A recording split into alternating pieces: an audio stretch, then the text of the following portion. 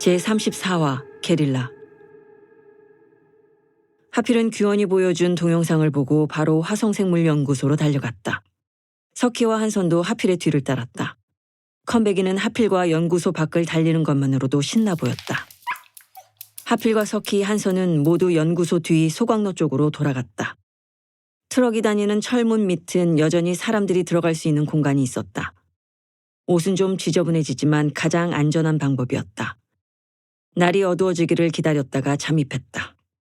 한선은 규원과 뒤쪽에서 망을 보고 석희와 하필이 소각로 울타리 안으로 들어왔다. 하필과 석희는 뚜렷한 작전을 세우지는 않았다. 단지 윤설과 어떻게든 연락이 닿아야 한다가 1차적인 목표였다.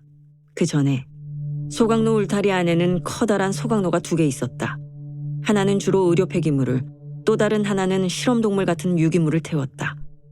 하필은 규원의 동영상에서 쥐들이 타 죽은 소각로 쪽으로 가보았다.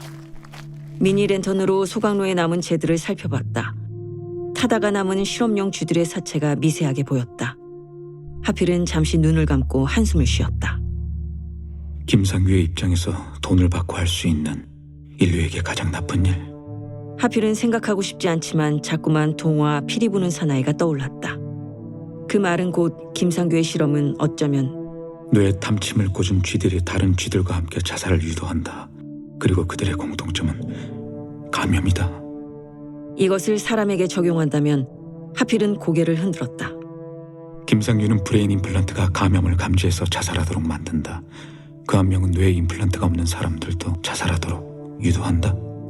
하필은 뭔가 앞뒤가 안 맞는 상상을 하면서 가장 빨리 해야 할 것은 윤설에게 동영상을 보여주는 것과 또 하나는 김상규가 짜놓은 판을 흔드는 것이다 라고 생각했다. 이제부터 어떻게 할 거예요? 석희는 진지한 표정으로 하필을 쳐다봤다. 하필은 전방을 주시하면서 동작을 계산했다. 가장 먼저 해야 할 것은 동물 실험실에 숨어 들어가는 것이었다. 다행히 동물 실험실은 오로지 한 명의 경비병이 서 있을 뿐이었다. 하필은 동물 실험실의 개구멍을 다 알고 있다. 저는 동물 실험실에서 윤설에게 편지를 보낼 거예요. 어떻게 해요? 그녀를 살렸던 방법으로. 석희는 그게 무슨 방법인지는 모르지만 하필이 계획이 있는 것은 분명하다고 생각했다.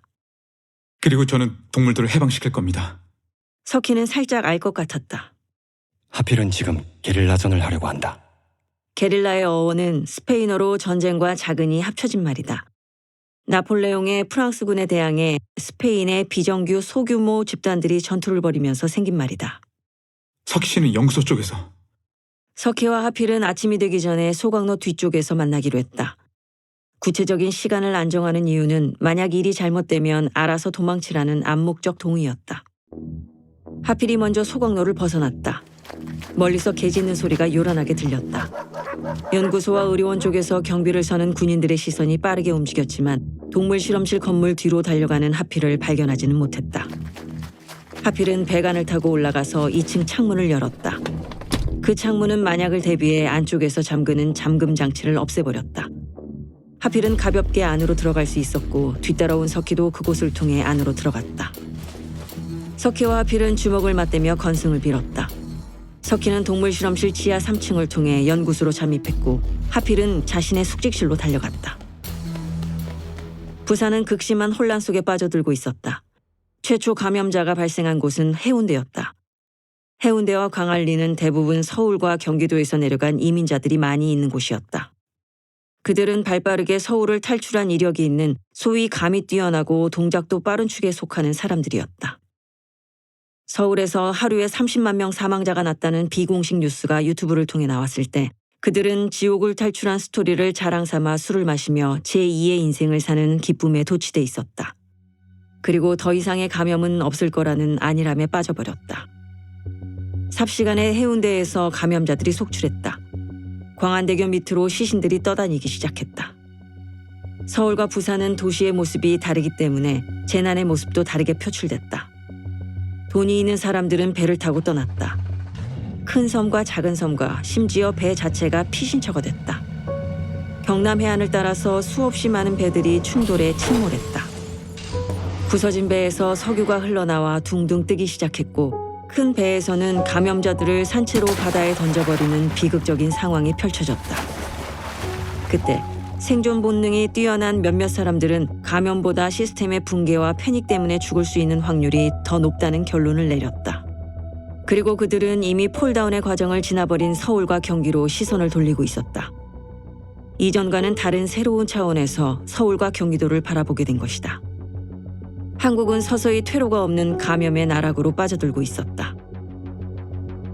교주는 바이러스 창궐 이후에 태어난 첫 아이라고 단언하며 그 아이의 이름을 아담이라고 지었다.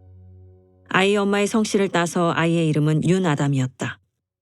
아담은 남자의 이름인데 성과 함께 부르면 묘하게 여자 이름 같았다. 윤아담. 태우는 가족들과 함께 마트교의 새로운 신도가 되었다. 부산에서 벌어지고 있는 참극을 유튜브를 통해 본 신도들은 결속력이 더 강해졌다. 정준도 마음이 흔들렸다. 창우는 미소를 지으며 정준의 어깨를 토닥거렸다. 하필이 올 때까지만.